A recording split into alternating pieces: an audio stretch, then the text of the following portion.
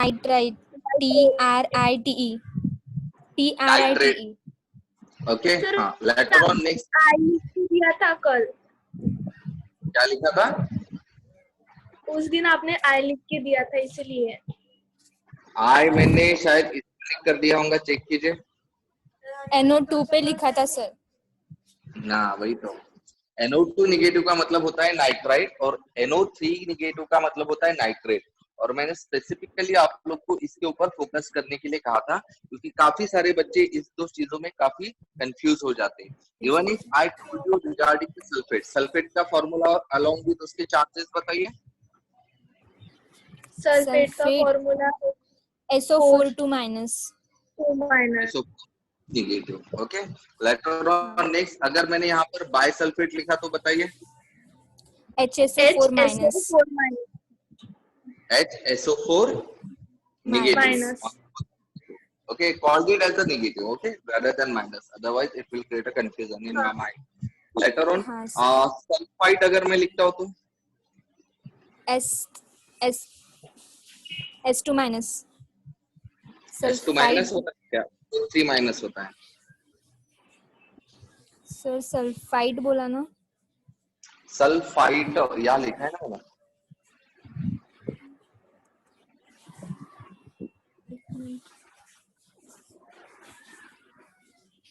SO3 2 minus. SO3 2 minus या 1 minus? 2 minus. 2 minus. Exactly. And what about the bisulfite? HSO3 minus. 3. Okay. Later on, next one जो group है, that's a phosphate. Tell me. PO4 3 minus. Exactly. PO4 3 minus. Very good. Okay. Later on, next, if I say fluoride. Chloride. Sir क्या chloride या fluoride? यहाँ लिख नहीं रहा है, क्या लिखा है मैंने? Sir chloride F minus. Screen दिखा दिया। Okay, fine. Sorry. So fluoride है. Later on, next one. Do tell me what will be the symbol for nitride? N3 minus. Very good. It's a N3 negative. And what's about the oxide? O2 minus. Very good. The O2 negative. What about sulfide? S2 minus. Very good. That's good. ठीक है, तो ये हो गया। अब later on मैं अभी कुछ कंपाउंड्स के नाम बोलूंगा, उसके फॉर्मूले आप लोग को बताना है, ठीक है।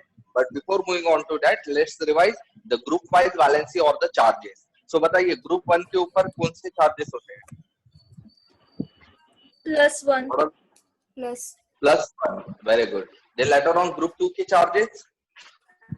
2. जी +2। ओके, तो ये हो गया इस ब्लॉक के एलिमेंट। फिर हमने डी ब्लॉक के छोड़ दिए थे एग्जैक्टली। हाँ।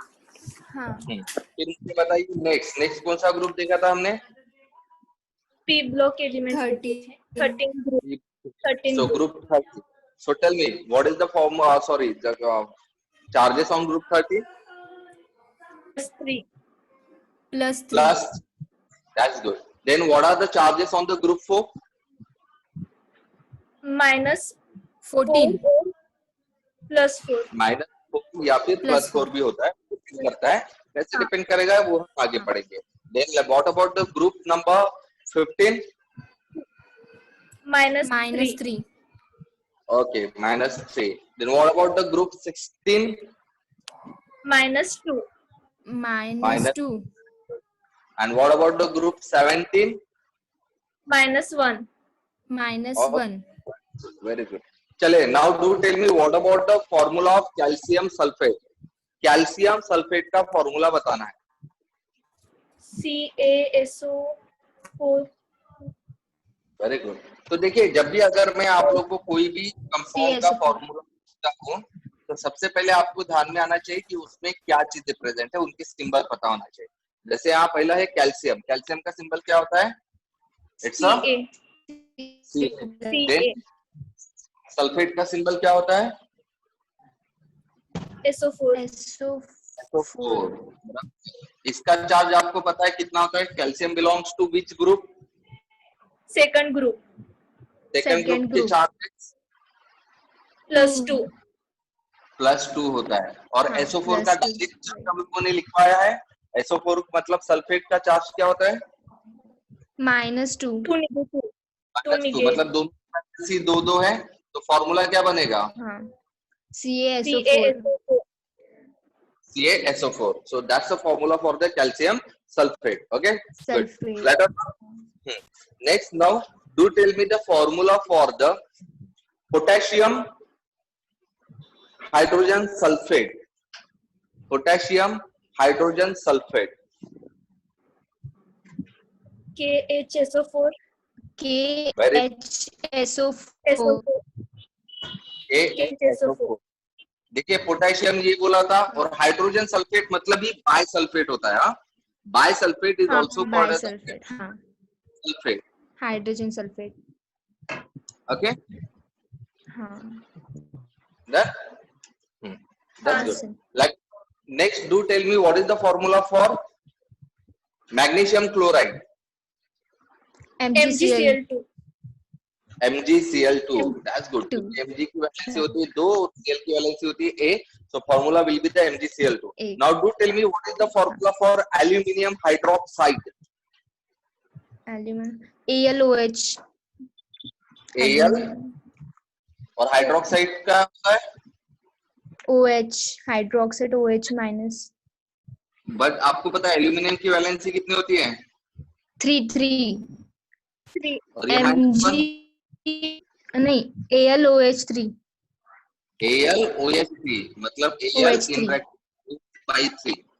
ओके, इसको लिखने का तरीका क्या है? LOH by 3. Get it? हाँ सर, हाँ sir Okay, done. Later on, do tell me what if I ask you the formula of barium. Okay, let's barium छोड़ देते, silicon chloride. SiCl2 AlCl2 silicon chloride, silicon की valency क्या होती है? Silicon का symbol -4 -4 उसकी valency है। That's good. +4 -4 +4 या फिर -4, लेकिन मैंने सिलिकॉन क्या बोला? सिलिकॉन क्या बोला था? Chloride chloride. अब क्लोराइड मतलब Cl होता है, और Cl के ऊपर हमेशा चार्ज कौन सा होता है?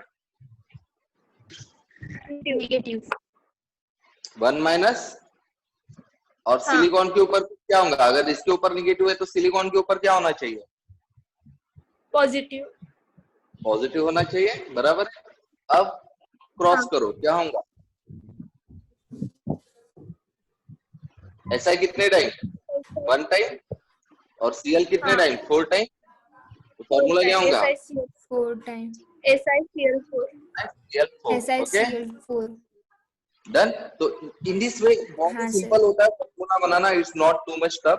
बस आप लोग को ये चीजें अगर पता रही तो देखिए ग्रुप वाइज वैलेंसी तो हम लोगों ने देख ही चुके हैं, और बस इससे आप लोग का पूरा काम आसान हो जाता है। ठीक है, फॉर्मूले बनाने का, राइट। तो ये हमारे लिए काफी ज्यादा इंपॉर्टेंट होते हैं भाई, फॉर्मूला बनाना, क्योंकि अगर हम फॉर्मूला नहीं बना पाएंगे तो आगे केमिस्ट्री पढ़ना हम लोग के लिए और भी डिफिकल्ट हो जाएगा। ठीक है, मुश्किल हो जाता है, राइट। तो ये हो गया हमारा किसके बारे का concept. This concept is all about the valencies. Okay, done. अब मैंने आपको बताया था एक और चीज कि वैलेंसी के साथ साथ एक और टर्म होता है जो same to that of valency ही होता है, बट फिर भी हम उसको वैलेंसी नहीं कह सकते हैं। ओके, और वो टर्म कौन सा था बताइए? Oxidation state. Oxidation state, very good. That was the oxidation state, or also called as the oxidation number. Okay, done.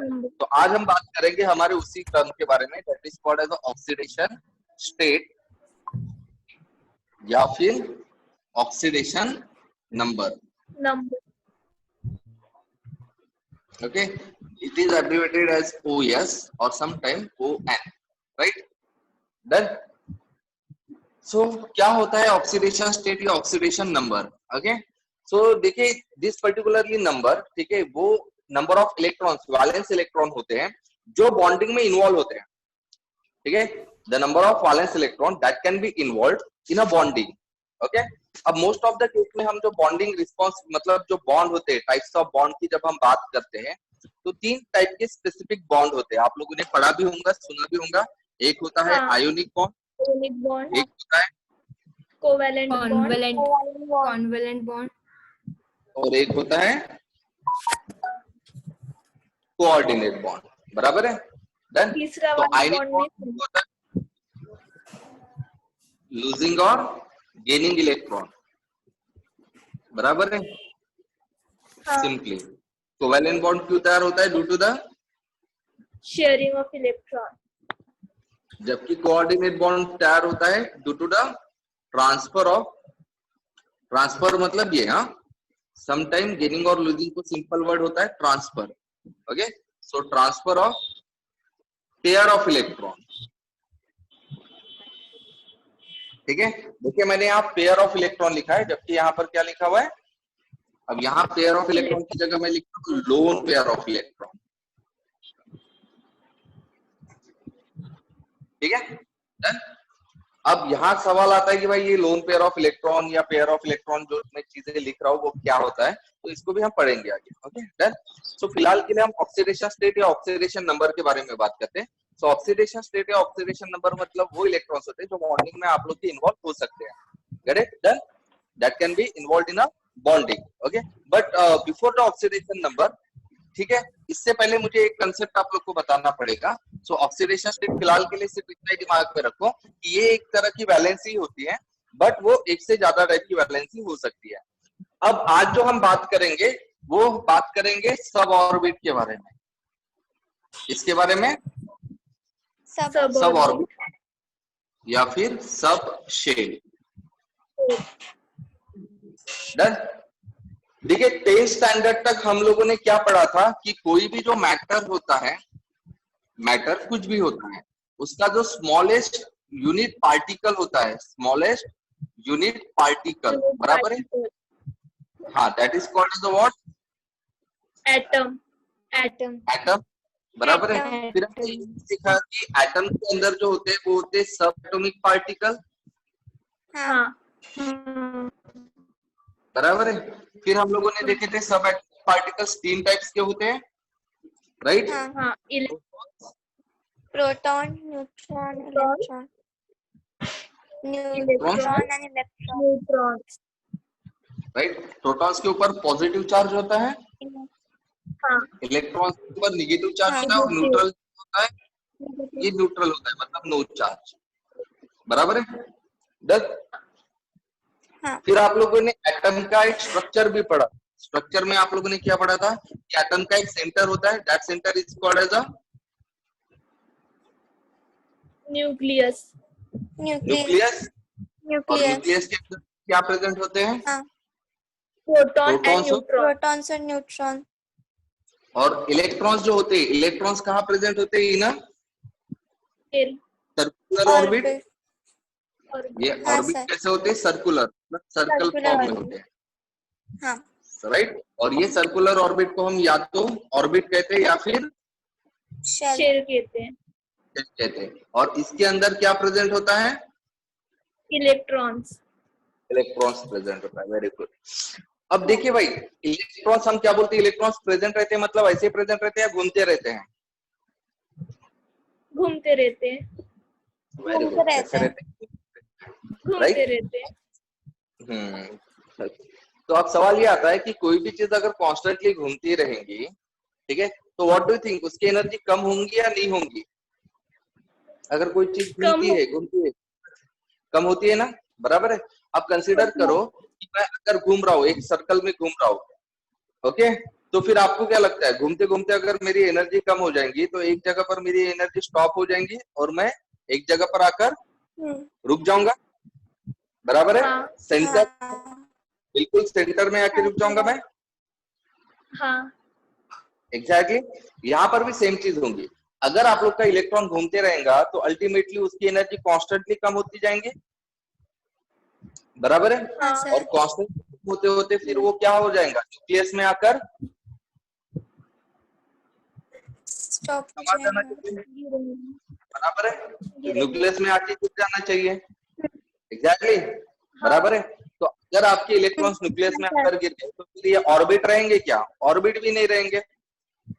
समझ में आ रहा है? हाँ तो मतलब क्या हो गया भाई, फिर हाँ। एटम में तो आप लोग के ऑर्बिट बनेंगे नहीं, मतलब सारी के सारी प्रोटॉन्स न्यूट्रॉन और इलेक्ट्रॉन सब एक ही जगह आकर रहेंगे, जिसको हम क्या कहते हैं, न्यूक्लियस। सही है? हाँ सर। बराबर है। तो भाई इस हिसाब से अगर देखा जाए तो फिर एटम स्टेबल कहाँ रहेगा, क्योंकि एटम को स्टेबल होने के लिए इलेक्ट्रॉन्स का घूमते रहना जरूरी है, बराबर है। हाँ यही पढ़ाया गया ना आपको कि एटम्स में इलेक्ट्रॉन्स हमेशा क्या होते रहते हैं, घूमते रहते। इसीलिए वो थोड़ा सा स्टेबल घूमते होता रहते है। हैं। इसीलिए वो स्टेबल होता है, हाँ। बराबर है। लेकिन अभी हमने हाँ। क्या कहा कि भाई एटम अगर स्टेबल रहा, हाँ। मतलब वो घूमते इलेक्ट्रॉन्स एटम्स के अंदर, तो उसकी एनर्जी कॉन्स्टेंटली क्या होती जाएंगी, लूज होते जाएंगी। और फिर जब वो लूज हो जाएंगी तो वो भी क्या हो जाएगा, न्यूक्लियस के अंदर आकर गिर जाएगा। गिर जाएगा। तो फिर एटम स्टेबल रहेगा, नहीं पर नहीं रहेगा। तो इसलिए जो ऑर्बिट वाला कंसेप्ट, इसको थोड़ा सा डिनाई किया गया, ठीक है। तो अभी 11th-12th स्टैंडर्ड में आप लोगों ने ये जो मॉडल पढ़ा है ना एटम का, ओके, हाँ मॉडल, ये एक्चुअली बोर्स एटॉमिक मॉडल है। ये जो मॉडल आप लोगों ने पढ़ा है, ये किसका मॉडल है, it's a Bohr's atomic model, ठीक है, डन, राइट। लेकिन अभी आपको इसके ऊपर का मॉडल पढ़ना है, राइट। और हमारा पूरा केमिस्ट्री अभी इसके ऊपर वाले मॉडल पर है। एटम जैसे आप लोगों ने सोचा है वैसा नहीं होता है, ठीक है, डन। इसमें और भी बहुत सारी चीजें होती है। तो वो जो चीजें है, मतलब जो एटम का एक्सप्लेनेशन है, उसको हमने एक्सप्लेन किया है क्वांटम थ्योरी से। कौन सी theory, quantum theory. Quantum theory. ये सबसे बेस्ट थ्योरी है किसी भी एटम को डिस्क्राइब करने के लिए। अब क्वांटम थ्योरी जो होती है, वो क्वांटम थ्योरी डिपेंड करती है क्वांटम नंबर्स पर। किस पर डिपेंड करती है, क्वांटम नंबर्स पर, क्वांटम। ओके। तो ध्यान रखिएगा, अकॉर्डिंग टू दिस थ्योरी, इसका सिर्फ मेन चीजें मैं हाईलाइट करूंगा आज।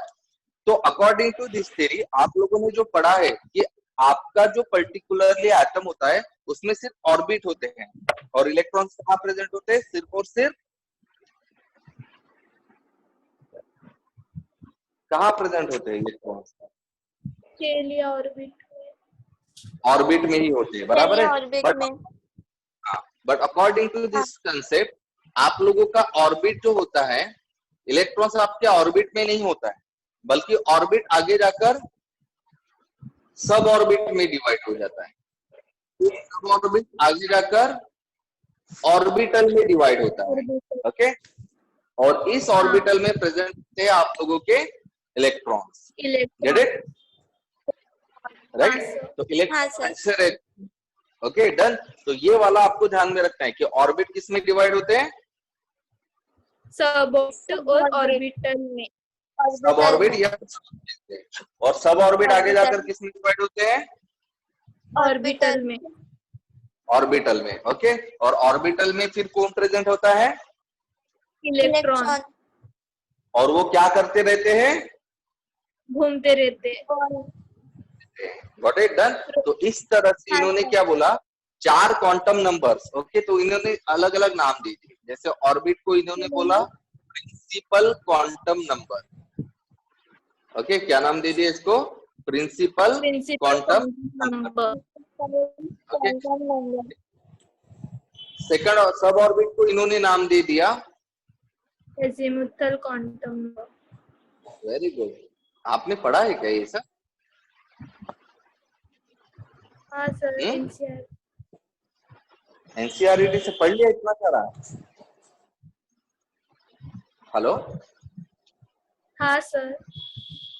Very good Tanisha, that's good, अच्छी बात है। फिर बताओ अजीमुथल के बाद में कौन सा आता है, magnetic quantum number, magnetic quantum number, magnetic quantum number, that's good.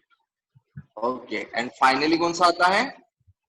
Spin quantum number, spin quantum number. Okay, अब हम देखते हैं इसके लिए कुछ सिंबल भी होता है। जैसे प्रिंसिपल क्वांटम नंबर का सिंबल क्या होता है?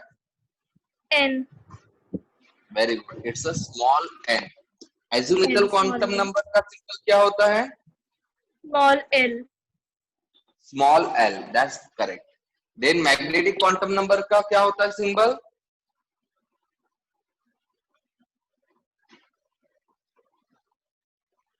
It's a small M.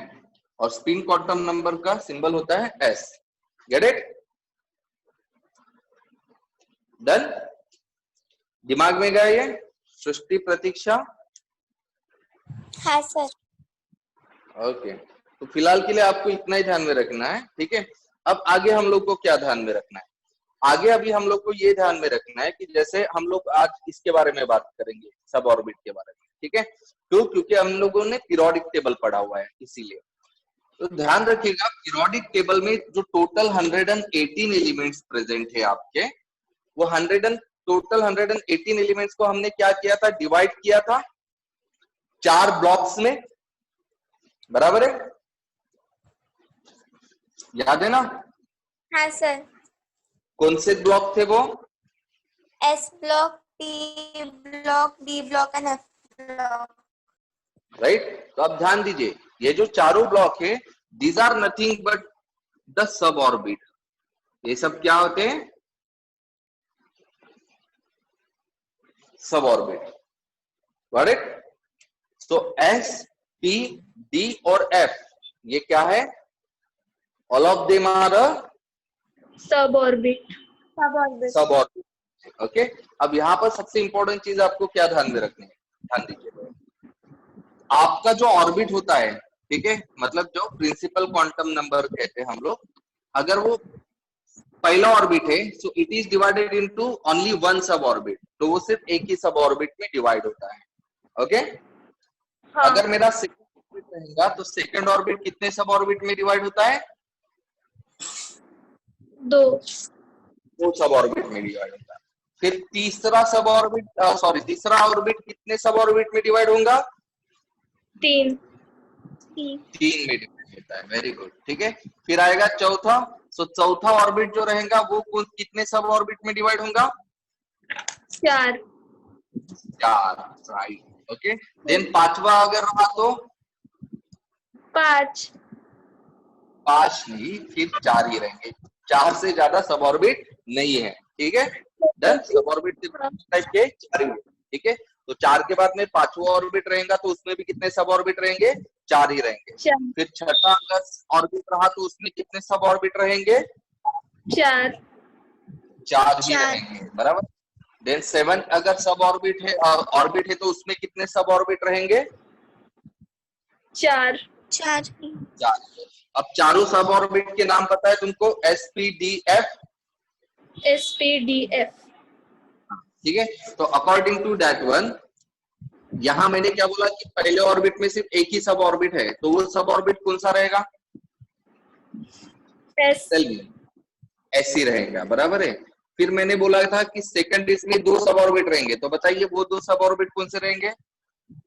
P, S and P, 2 रहेंगे तो कौन से 2 रहेंगे? दोनों S पी and P, रहेंगे, एस और पी रहेंगे। कौन सा रहेगा वो? एस और पी रहेंगे, बराबर है। डन? हाँ, लेट नेक्स्ट वन। अगर मैं बोल रहा हूँ कि तीसरा सब ऑर्बिट है, तो उसमें कौन से सब ऑर्बिट रहेंगे? कितने सब ऑर्बिट? तीसरे ऑर्बिट में कितने सब ऑर्बिट है? 3, 3। तो वो 3 कौन से रहेंगे? SPD, very good. अब हम बात करेंगे चौथे की। सो चौथे ऑर्बिट में 4 सब ऑर्बिट रहेंगे, तो 4 हाँ, सब ऑर्बिट किसे रहेंगे? S, P, D and F, very good. फिर पांचवे में कितने सब ऑर्बिट है आपके पास? 4, 4। तो वो 4 कौन से रहेंगे? S, P, D and F, S, P, D and F ही रहेंगे। छठे में भी कितने रहेंगे? S, P, D and F, S, P, D and F ही रहेंगे। और सातवें में भी 4 ही रहेंगे, कौन से? S, P, D and F. Got it? Done. अब आपको क्या करना है, जैसे पहले वाले में जो s ऑर्बिट, क्योंकि देखिए s ऑर्बिट तो सब इसमें प्रेजेंट है, पहले ऑर्बिट में भी प्रेजेंट है, सेकंड ऑर्बिट में भी प्रेजेंट है, थर्ड में भी प्रेजेंट है। तो इन सब s को डिफरेंशिएट करने के लिए हम क्या करेंगे, उनके ऑर्बिट नंबर इसके आगे लिख लेंगे। मतलब जैसे फर्स्ट ऑर्बिट में जो s सब ऑर्बिट है उसको हम लिखेंगे 1s। कैसे लिखेंगे? 1s। Got it? हाँ। लेटर ऑन सेकंड ऑर्बिट में भी आपका एक सब ऑर्बिट s सब ऑर्बिट है, तो उसको हम क्या लिखेंगे? 2s. और ये p ऑर्बिट भी Yes. इसी का है, तो उसको हम क्या लिखेंगे? 2p. 2p। अब इसका ये 3 सब ऑर्बिट थर्ड ऑर्बिट के, तो इसको हम क्या लिखेंगे? 3s, 3p and 3d. yes 3p and 3d।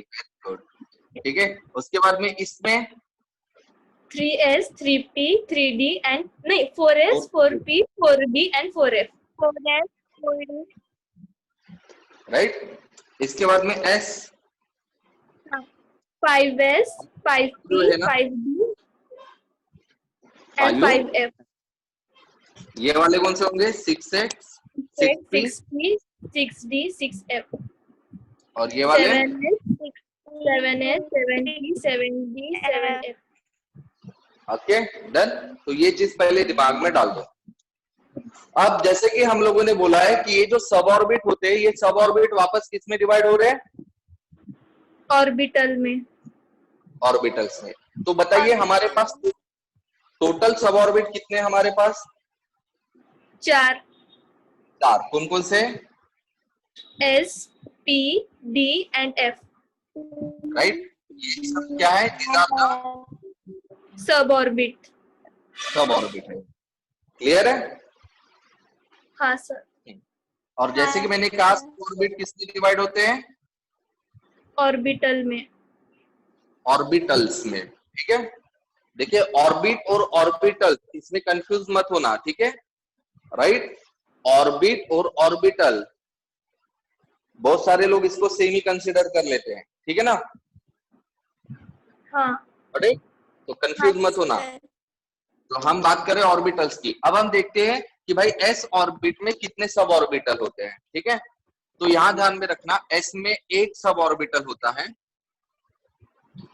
कितना होता है? एक। p में 3 होते हैं, ठीक है? 3. b में 5 होते हैं, 5. ठीक है? और f में होते हैं 7। रिलेशन क्या नंबर में क्या हो रहा है? हाँ, हर बार 2 से बढ़ रहे हैं. 2 से बढ़ तो रहे हैं. s में कितना सब ऑर्बिटल होता है? S में 1. s 1 होता है। तो यहाँ हम 1 बॉक्स निकालेंगे। अभी हम ऑर्बिटल को रिप्रेजेंट करने के लिए बॉक्स निकाल के जाएंगे। p में कितने हैं? 3. 3। So we are going to draw the 3 boxes. Got it? हाँ. Yes sir. d में कितने हैं? 5. So we are going to draw how many boxes? 5. 5. Right? 1 2 3 4 5. Then f में 7 है? हाँ. 2 3 4 5 6 and this 7. Done? Okay? हाँ sir. हाँ. Yes sir. Now the next thing. जैसे हम लोगों ने कहा है ऑर्बिटल्स के अंदर क्या होते हैं? इलेक्ट्रॉन्स. इलेक्ट्रॉन्स। तो अब नेक्स्ट सवाल ये आता है कि ऑर्बिटल जो है, एक ऑर्बिटल में कितने इलेक्ट्रॉन रहेंगे? 1 2 3 4 5 कितने रहेंगे? 2। तो ध्यान में रखना, each orbital contain maximum how many electrons? 2 electron. Always keep that thing in mind कि आप जो ऑर्बिटल है, मतलब ये जो डिब्बे है, तो इसके हर एक डिब्बे में कितने इलेक्ट्रॉन्स निकाल सकते हैं? 2. कितने रह सकते हैं? 2 ही इलेक्ट्रॉन हो सकते हैं। Get it? अब ये जो 2 इलेक्ट्रॉन है, इसको निकालने का तरीका है कैसे? ये पहला इलेक्ट्रॉन और ये दूसरा इलेक्ट्रॉन। ध्यान में आ रहा है मैंने कैसे निकाला है? हाँ, एक इलेक्ट्रॉन का एरो मैंने कहा दिया है? Yes, ऊपर के साइड में, हाँ, राइट। और दूसरे इलेक्ट्रॉन का एरो मैंने कहा दिया हुआ है? नीचे के साइड में। नीचे की साइड में। इसका भी एक मीनिंग होता है, ठीक है। अब वो मीनिंग क्या है ये सुनो। इसका मीनिंग ये होता है कि अगर आपका इलेक्ट्रॉन ऊपर के डायरेक्शन में है, मतलब वो क्लॉकवाइज डायरेक्शन में घूम रहा है। कौन सा डायरेक्शन? क्लॉकवाइज। क्लॉकवाइज। जैसे घड़ी घूमती है ना, घड़ी कौन से साइड से घूमती है? राइट साइड से या लेफ्ट साइड से? घड़ी के काट के Right. राइट साइड से या लेफ्ट Right. साइड से? राइट साइड से, बराबर है। हाँ, और अगर मैंने एंटी क्लॉकवाइज, तो दूसरा जो डायरेक्शन होता है that is called as anti clockwise. तो एंटी क्लॉकवाइज मतलब लेफ्ट साइड से। लेफ्ट साइड से रहेगा। बराबर। तो ध्यान में रखना, एस में कितने इलेक्ट्रॉन्स रहेंगे आपके? 2। दो। तो हम 2 इलेक्ट्रॉन कैसे निकालेंगे? एक एरो ऊपर और एक एरो नीचे। ओके। नीचे। अब बात करते हैं पी। पी में कितने ऑर्बिटल है? 3। 3 ऑर्बिटल। अब यहाँ, हाँ, तो हर एक ऑर्बिटल में कितने इलेक्ट्रॉन्स रहेंगे? 2 रहेंगे। 2 रहेंगे। तो टोटल कितने इलेक्ट्रॉन्स रहेंगे? 6। टोटल 6 इलेक्ट्रॉन्स कितने रहेंगे? 6 रहेंगे, बराबर है। अब डी की हाँ। बात करते हैं। डी की टोटल कितने ऑर्बिटल्स है? 5। 5। मतलब टोटल कितने 5 इलेक्ट्रॉन्स रहेंगे? 10। 10। 10। टोटल इलेक्ट्रॉन्स कितने? 10 रहेंगे। अब बात करते हैं एफ की। एफ में टोटल जो है कितने बॉक्सेस ऑर्बिटल्स है? 7। 7। मतलब इसमें मैक्सिमम कितने इलेक्ट्रॉन्स रहेंगे? 14। 14। 3 इलेक्ट्रॉन्स। क्लियर है? डन। अब इसके अब मैजिक देखो। ओके, आपको पता है ना कि आपका जो एस ब्लॉक है उसमें कितने ग्रुप इन्वॉल्व थे? 1 and 2। मतलब 2 ग्रुप इन्वॉल्व थे, 2। मतलब 2 ही थे ना टोटल। हाँ, पी में कितने थे टोटल ग्रुप्स? 3। पी ब्लॉक में कितने ग्रुप्स थे टोटल? पी ब्लॉक कहां से कहां स्टार्ट होता है? 13 to 18।